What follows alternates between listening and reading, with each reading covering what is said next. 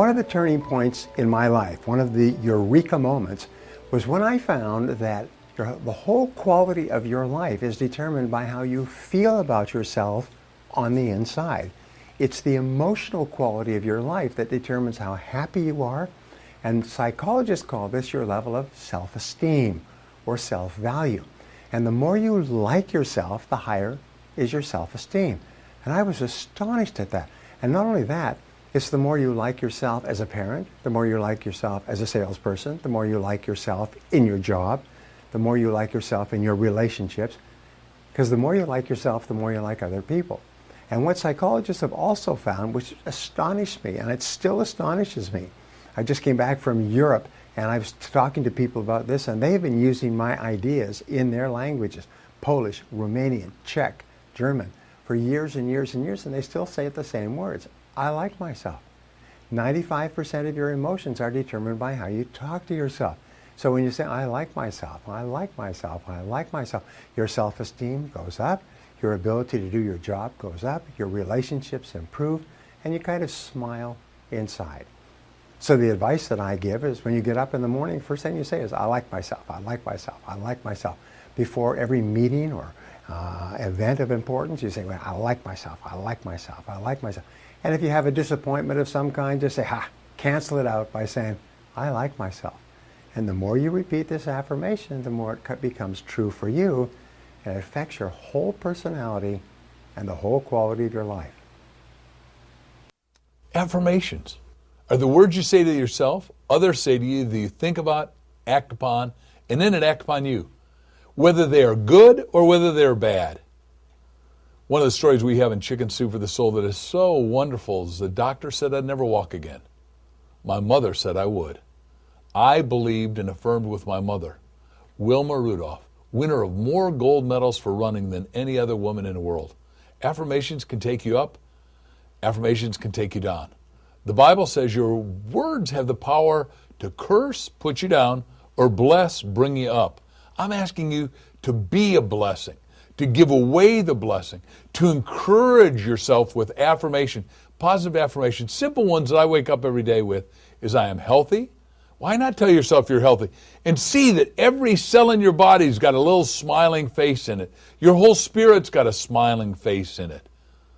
I am healthy. I am happy. If you don't tell yourself you're going to be happy, the world's going to go out of its way to tell you you're not healthy or not happy. If you watch commercials, it's going to sell you on getting sick and not being, it says, is this going wrong in your life? And it'll tell you to need preparation aids for your hemorrhoids or something. Don't get programmed wrong. You want to be healthy, you want to be happy, you want to be rich, you want to be abundant, you want to be prosperous, you want to be successful, you want to be fulfilled, you want to create a legacy that's worthy of you, you want to have absolute abundance at every level. Let me just take you through some of the abundance I've got. I've affirmed that I am abundant. It's your spiritual right. John 10:10 said, I've come that you might have life and have it more abundantly. The oldest spiritual literature, the Upanishads, the first line, out of abundance. He or she took abundance, and still abundance remains. There's fundamental abundance in the world, but most of us have been affirmed to take a vow of poverty because some religions even teach you're supposed to take a vow of poverty. There's no poverty in the world. There's only poverty in consciousness. When you eradicate the poverty out of consciousness, you eradicate the poverty. I'm here to end poverty. And we're doing even the anti-poverty dance where we say you got to give 10, save 10, and invest 10, Ocho Rico. And we think it's going to be more famous than the Macarena. What am I saying to you? Affirmations slam dunk work. If you add music to affirmations, yeah, they work better. If you add affirmation to visualization in your mind's eye before you wake up in the morning, before you go to sleep at night, works even better. It's up to you. Affirm yourself in a positive and correct way and go out and do new wonders. Well, the simple part that most people don't understand is that every thought we think and every word we speak is creating our future. It's as though our thoughts go out into the universe and are accepted and brought back to us as experience. Now that is a very simple thing, but most people don't get it. They don't understand it. They've never heard it before and they think it's ridiculous. But if you can really accept the fact that every time you think a thought and every time you speak a word, You are literally painting your future, making your dinner, whatever you want to call it. You are creating. And you're creating your own life. And this is simple, but it's not easy to accept. But once you accept it, then you can start deliberately creating what you want in your life. And you begin to be aware of what you don't want in your life and how you are contributing to it. Now, I think this has been around forever, but for some reason in the last 20 years, the universe has wanted this to go out among all the people, or all the people that are ready for it. See, most of us just think, and we don't pay any attention to what we're thinking. We're just doing it. But that's something you need to train yourself to do, to begin to train yourself to be aware of what you're thinking. And one of the ways to do that is to periodically say to yourself, what am I thinking? Would I like this thought to create my life? Would I like to have the experience that this thought could bring to me? Now, it takes a while to do that, but even if we could begin on the smallest level to be aware of our thinking, we can start to make changes. If someone as inept as I am can make it, really everyone can. I know after I gave a talk, this woman came up to me and asked a good question. She said, bottom line, Mark. She was an older woman, kind of intense. Bottom line, Mark, can anybody succeed? And I thought for a second, I said, yeah. And she said, well, then why don't more people succeed? Good question. And I thought for a second, I said, well, how many people dare to really even dream in the first place of success? And of those that do, how many really define their success and then make a plan on paper to get there? I did 4 simple things when I was 30, just 4 little steps. On that day, I wrote down my ideal scene on one sheet of paper, and this is exactly what I teach today still. Then I took another sheet of paper and just wrote goals, and I listed all my goals. Then I looked at them, doubts and fears overwhelming me, and then I took another sheet of paper and I wrote my goals as affirmations. To this day, I carry around in my pocket my goals as affirmations. I update them about every 6 months. And then the 4th thing I did for every major goal, over the next few weeks, plans started to emerge. As I was affirming these goals, plans would emerge. And so I would take 1 sheet of paper for each goal. I'd make a 1-page plan. I knew that was all that was necessary. I knew the important thing was getting my subconscious mind to get behind this idea. People keep asking, when I get into all these affirmations, how much should I affirm? How often do I affirm? Well, I'm totally lazy. Days go by, I don't affirm anything.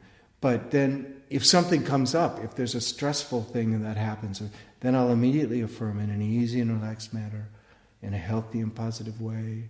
I'm now creating whatever it is in this particular situation. You just need to affirm enough so that your subconscious mind gets a hold of it and runs with it. That's the important thing. There's no magic number. If you get the right affirmation, it'll feel really good, and you just say it enough. And I'm convinced the process is your subconscious says yes to every thought.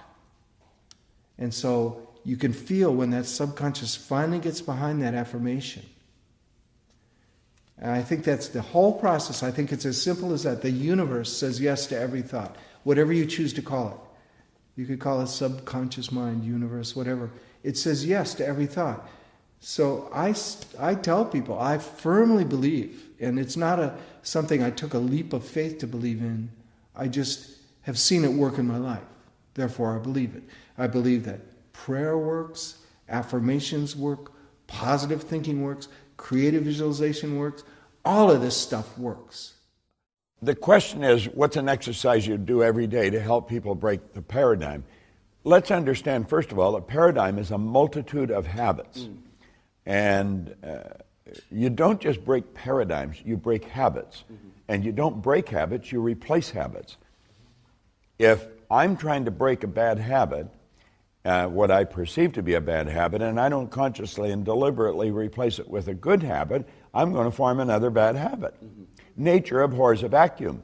And so it takes a fair amount of energy and it takes understanding to replace a bad habit with a good habit.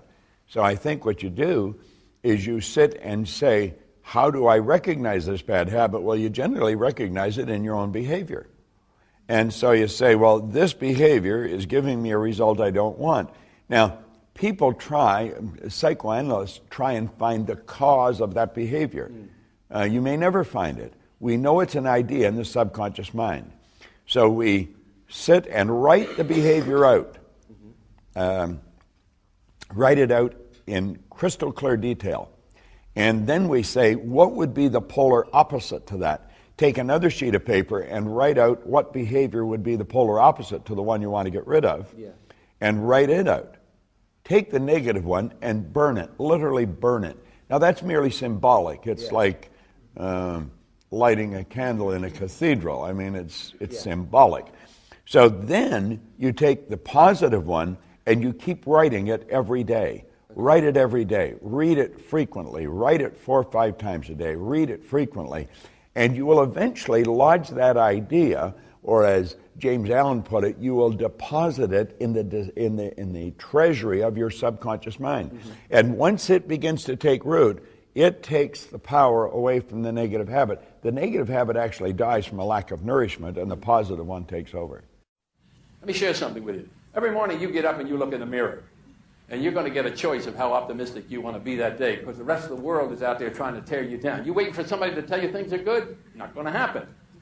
Now you're looking at a man who spent 17 years studying clinical psychology, adjunct to the things that I did in running a business. And here's what I learned. Nobody out there for me.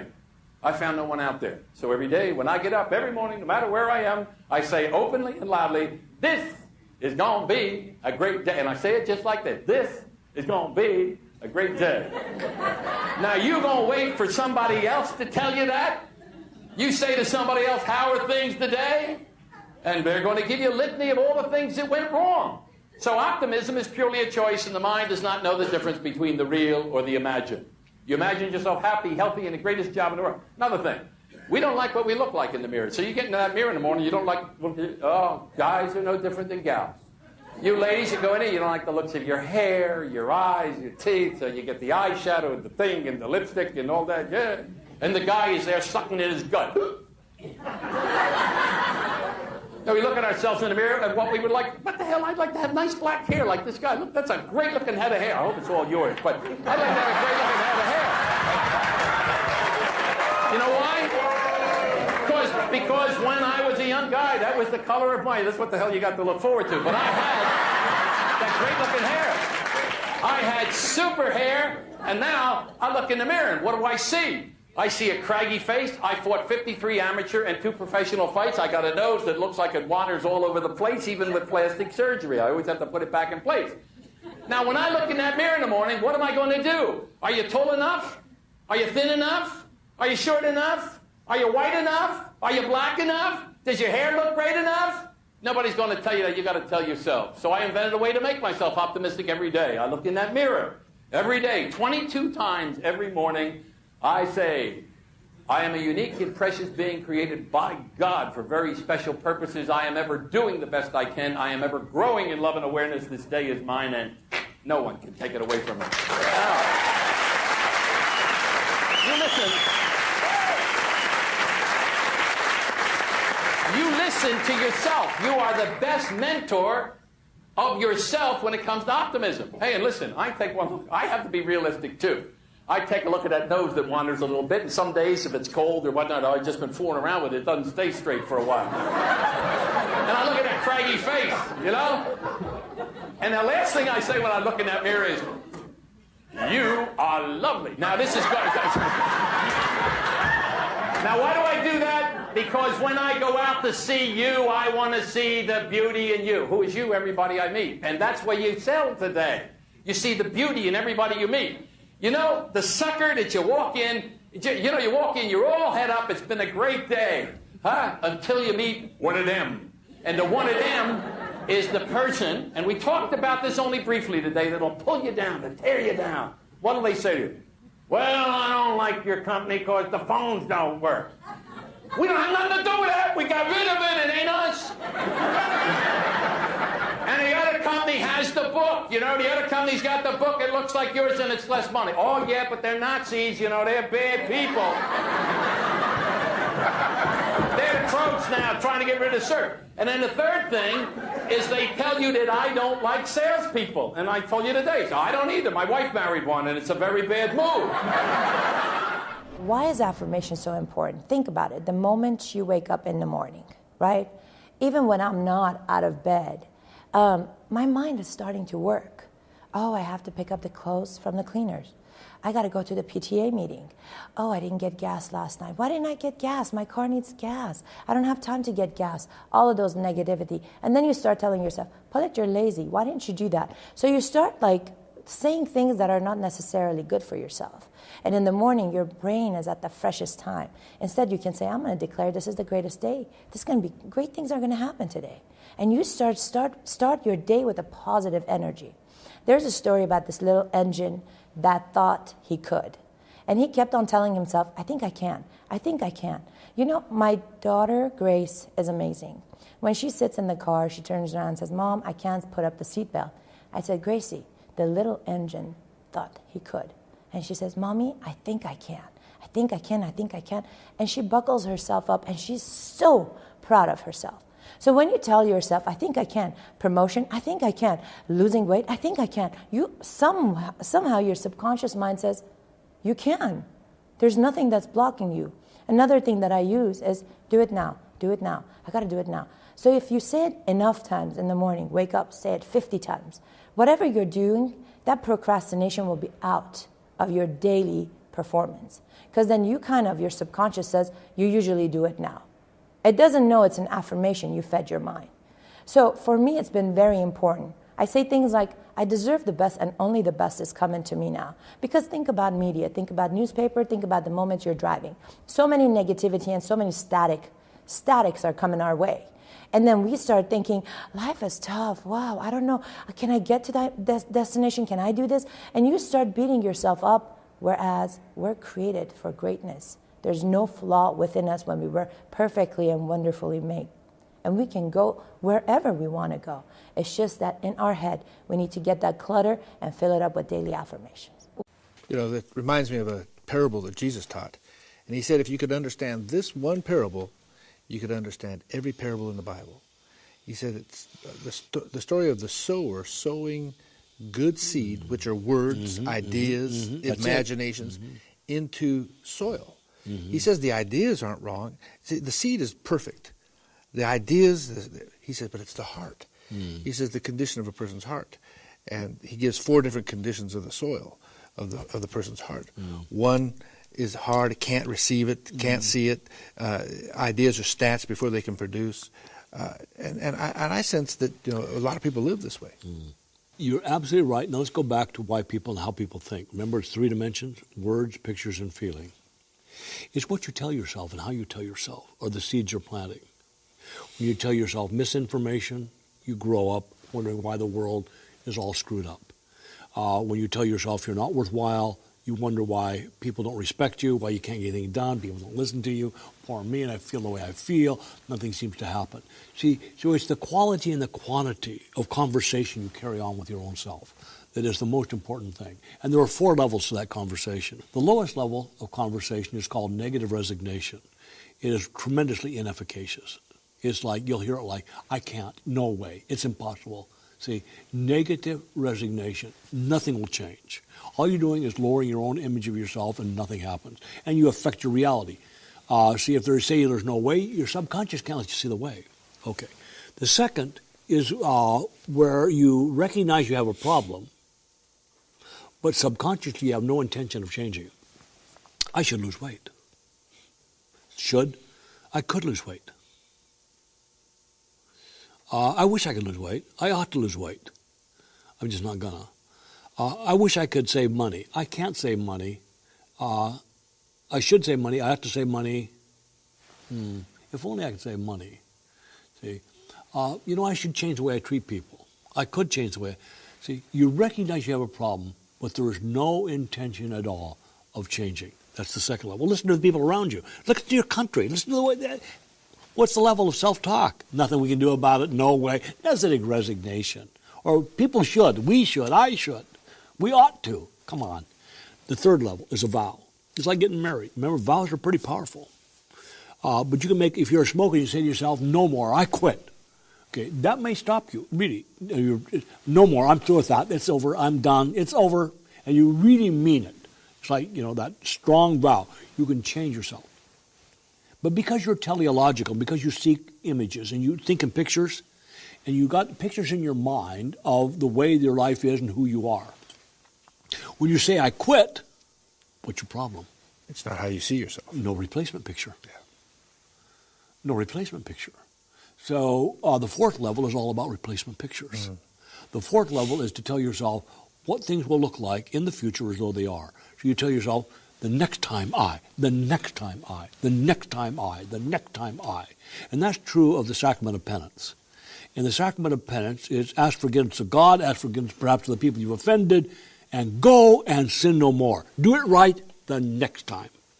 Do it right the next time. So, but this is the way you coach people. See, some coaches coach backwards. They video or film their games or their contests, and they set their players down. They show them everything they did wrong, over and over until they get it down right. And they wonder why they keep repeating what they're repeating. Didn't you listen to me? Yes. Why I don't know. So the more I make myself feel guilty, the more I reiterate my failures, the more my likely of perpetuating it increases. So it's all about replacement pictures. If you're going to coach forward, you're going to live forward, you direct forward. So great coaches, they don't talk about what you did wrong. What they do is they correct forward. Correct. What to correct by? Give you a picture of what I do want. How do I want it? How do we choose to do it? See, and that's the way you got to keep yourself forward. And that's the way you want to live your life. There it is again. It's you and I that have the power to change the way we create pictures, the way we create our future. We do it by what we say, by what we visualize, and by what we believe passionately. I hope you're catching this, and I hope you're making some decisions that'll change the way that you live.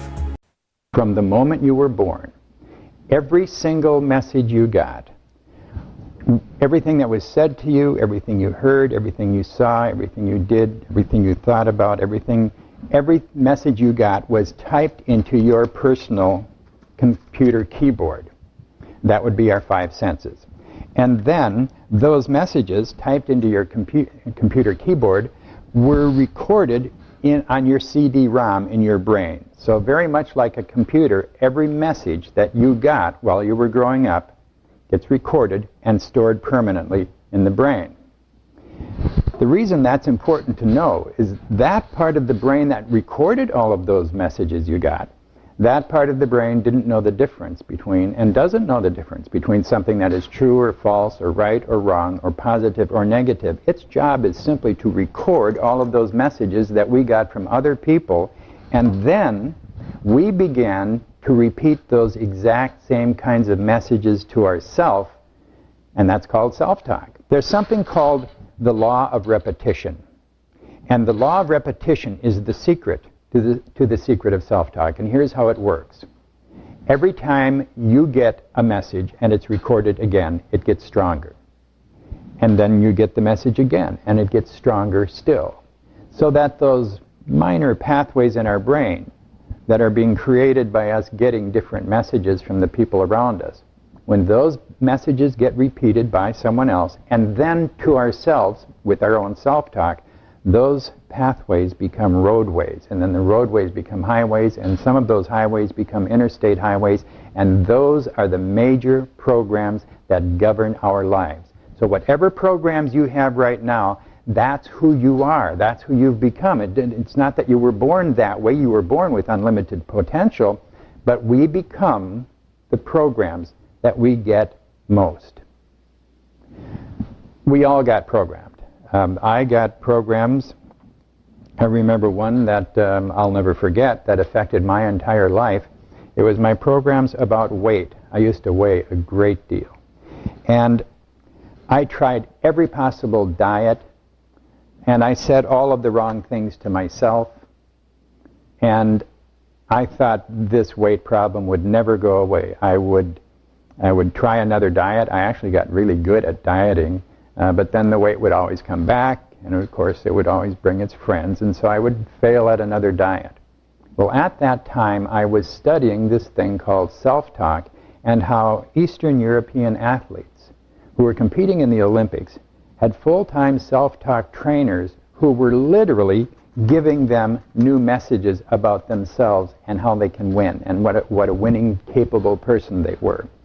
And I thought, if Olympic athletes can have full-time self-talk trainers to literally help them win gold medals, then what about the Olympics of weight loss, which was my problem?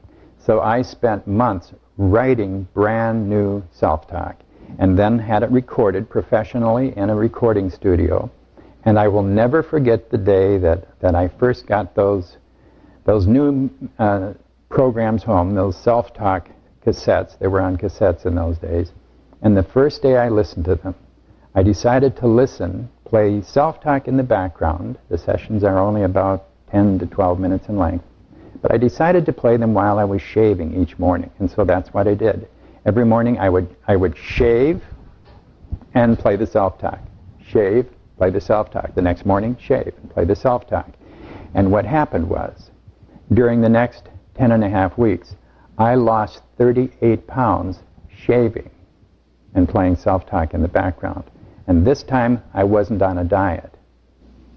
What was especially interesting to me was that during the same 10.5 weeks that I had been shaving every morning and losing the 38 pounds, during the same 10.5 weeks, my wife, who was putting on her makeup at the other end of the same mirror each morning, lost 25 pounds eavesdropping on my self-talk.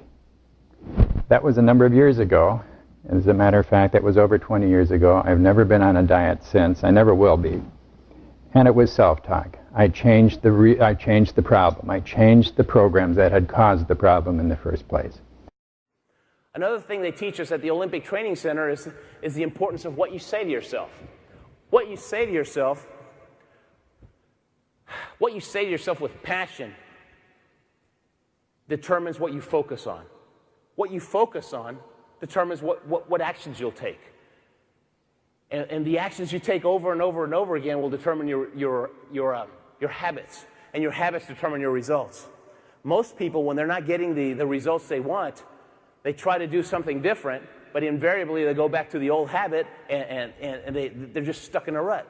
Rather, whenever you're not getting the results you like, go back to your self-talk, to what you say to yourself. That way you reprogram your subconscious mind to turn you into the person that can hit those marks. So it goes all back to the reprogramming. So what you say to yourself is very important.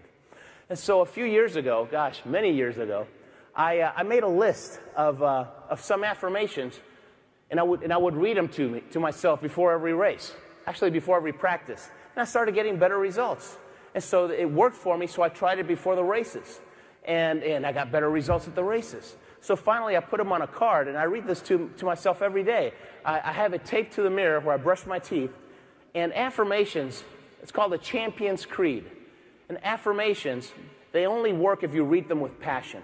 And passion sounds like you're mad. If you sound like you're mad, then that's passion, right? If you read them with no passion, they don't work. So this is the Champion's Creed. I am a champion. I believe in myself. I have the will to win. I surround myself with winners. I'm cool, positive, confident. I love the struggle and the competition. I focus all my energy on the job at hand. I am a champion and I will win. You read that every day before you start making your calls, and when somebody says no, it bounces off of you. It doesn't even hurt.